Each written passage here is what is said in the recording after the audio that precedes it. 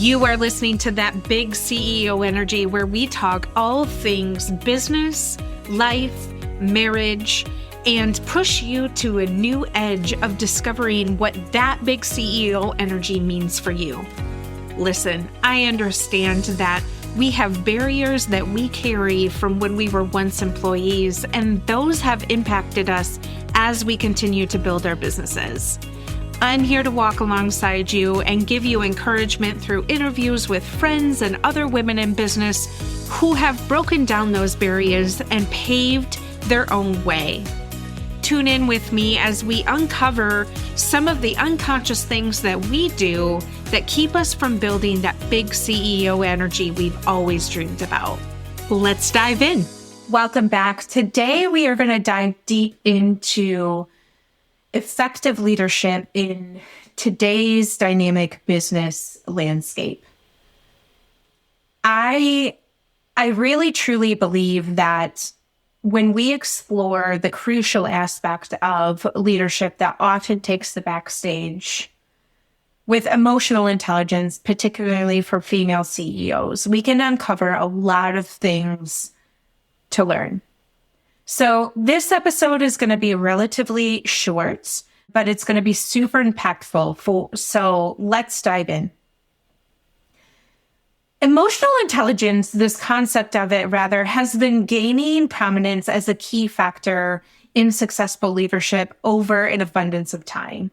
But today we're going to focus on how it really intersects with the role of a CEO in a female capacity and why this is a game changer, not only in the corporate world, but your business as a CEO.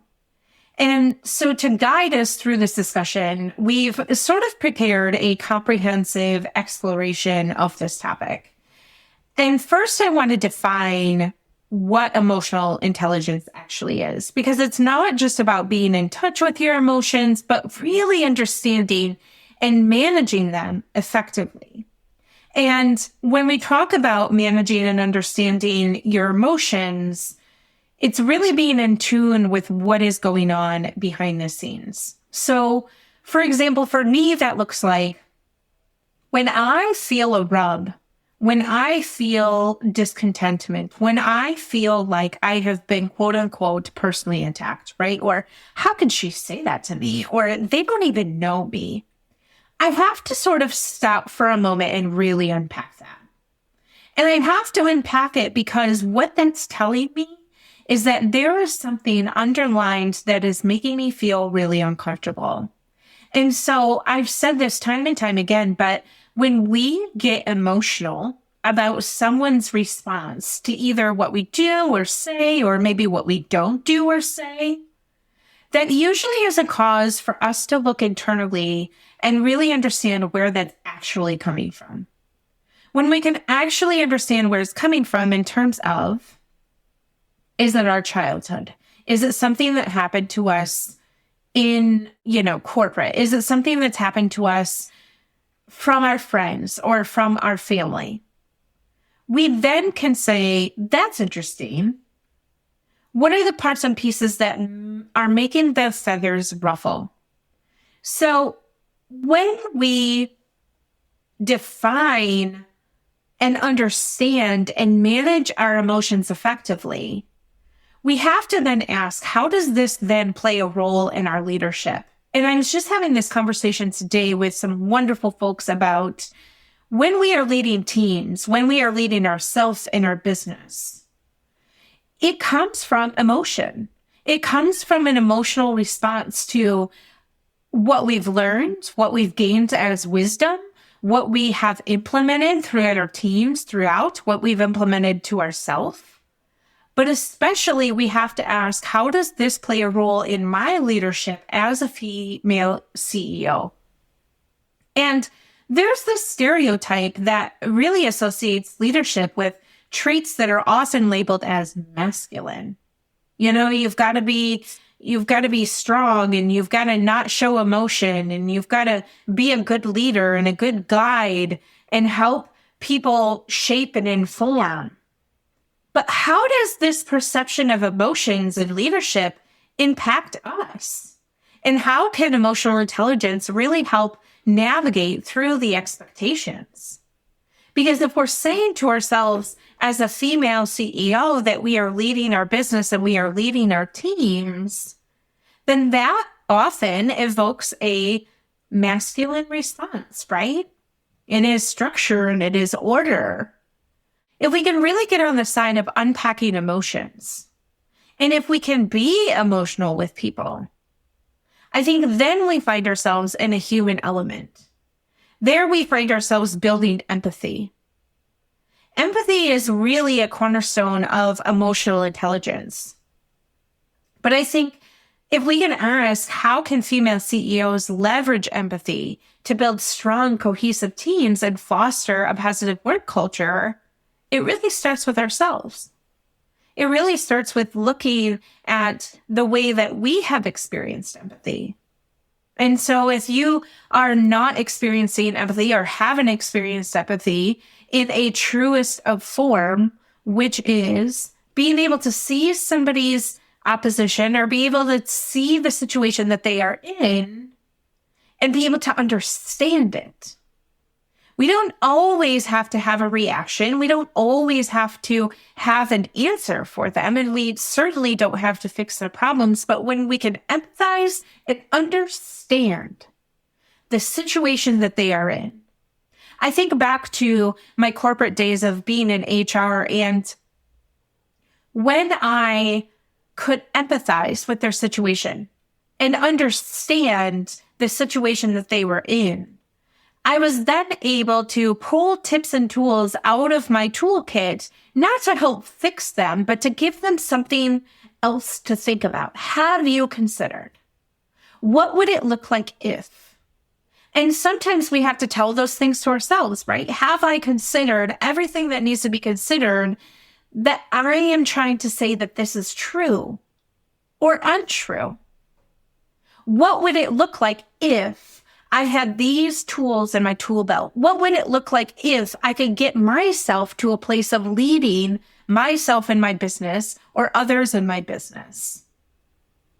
And when we start to build empathy for ourselves and the situations that we are dealing with as female entrepreneurs, as female CEOs, we then can understand the empathy of others. And when we start to understand and have empathy for others, we start to understand the inside of a team culture. We start to understand what a positive work culture would look like. And it's not about having roundtables about everybody's feelings and blah, blah, blah, blah, blah, blah. But it's about one-on-one encouraging each other to think differently, to go beyond the circumstance that we have created or that has been created for us. But every leadership role really comes with its own set of challenges, right? I mean, we can all agree on that. But for female CEOs, really the challenges might be a little bit more unique. But this emotional intelligence serves as a valuable tool in navigating these challenges so that we can turn them into opportunities for learning, we can turn them into opportunities for growth, and there we can create a better leadership experience. And when we create a better leadership experience, we often make an impact on decision-making. Decision-making is a critical aspect of leadership, right? How does emotional intelligence influence the decision-making process for a female CEO? Well, when we are in tune to the emotions and we can regulate those, we often can see decisions a little bit clearer. We often can unpack the situation a little bit more to help us understand what the next best right step is. And are there decisions, right, where it becomes a decisive factor? Sure. But I think we're able to labor on those a little bit differently when we can see how our emotions are impacting that decision. I also want to be clear in saying that emotional intelligence is not static. It evolves with the experiences and continuous learning that we put in front of us. And when we focus on personal growth and when we leverage emotional intelligence as a tool for ongoing development, what happens is we start to develop capacity. Have worked with a therapist, I can't tell you how long, but we talk about all the time about developing capacity. And when we, within our capacity, uncover experiences and the learnings that we have, we then can understand what that means for our own personal growth as a leader. We understand what that means as our own personal growth when we are a wife or mother or sister or friend. And we can leverage this emotional intelligence as a tool so that we effectively can focus on, again, how it intersects with the role that we have. And it's not, again, about being in touch with these emotions, right? It's about understanding and managing them effectively. So when we look at personal growth and look at continuous learning, and we say, I have learned, insert here, but what I want to learn is, and then we implement personal growth into that, the want turns into the action and the learning turns into the growth. Because then you stack habits after habits after habits after habits, right? Again, building capacity for this emotional intelligence. And then that becomes the ongoing development of how we lead, how we implement, how we structure, how we move forward, both the companies that we're serving and the companies that we are leaders of.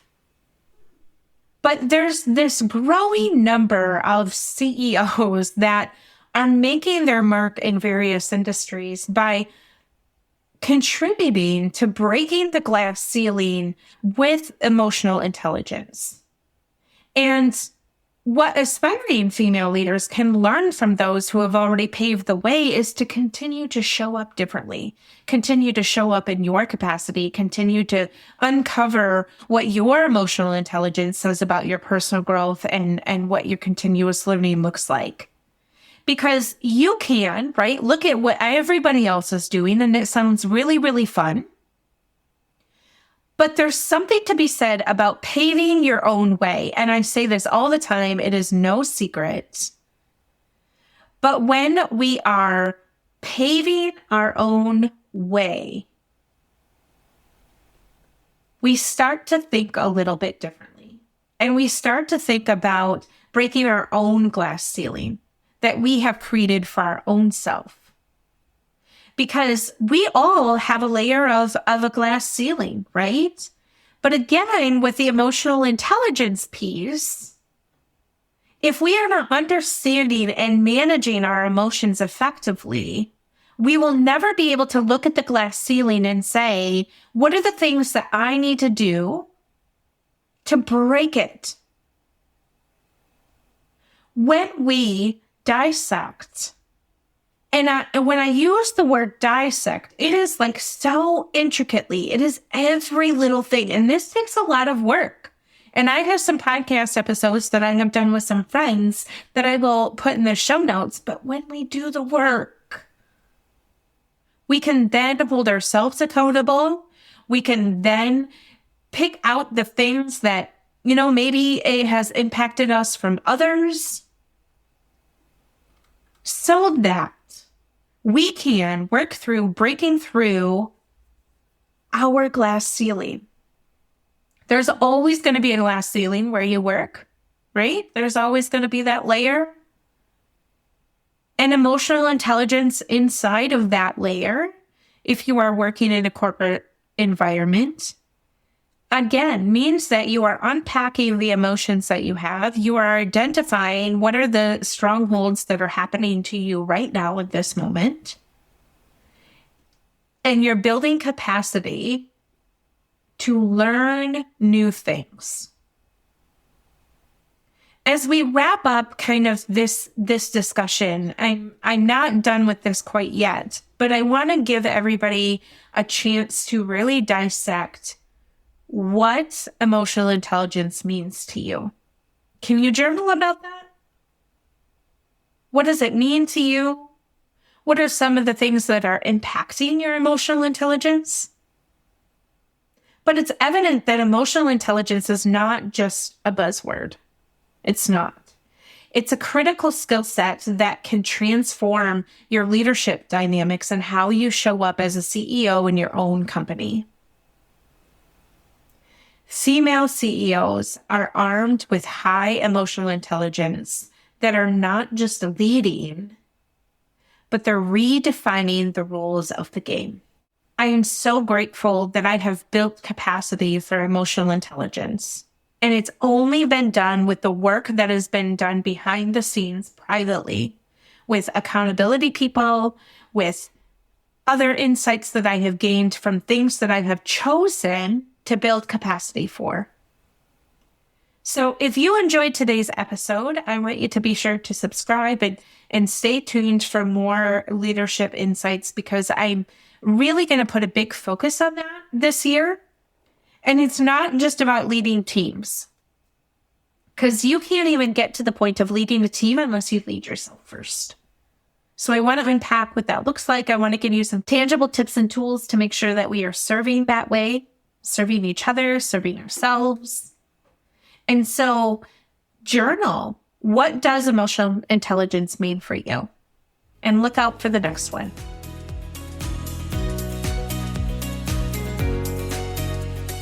Thanks for tuning into the show today. If you heard something that helped you, I would love it if you would leave a review and share it with your friends. This helps more people just like you become inspired to move the needle of their big CEO energy into a positive direction. If you would like to learn more about how I can help you streamline and position your business for growth, or lead your business as a CEO, feel free to jump into the show notes with all of the links to find me. And don't forget to head over to Instagram so we can be pals.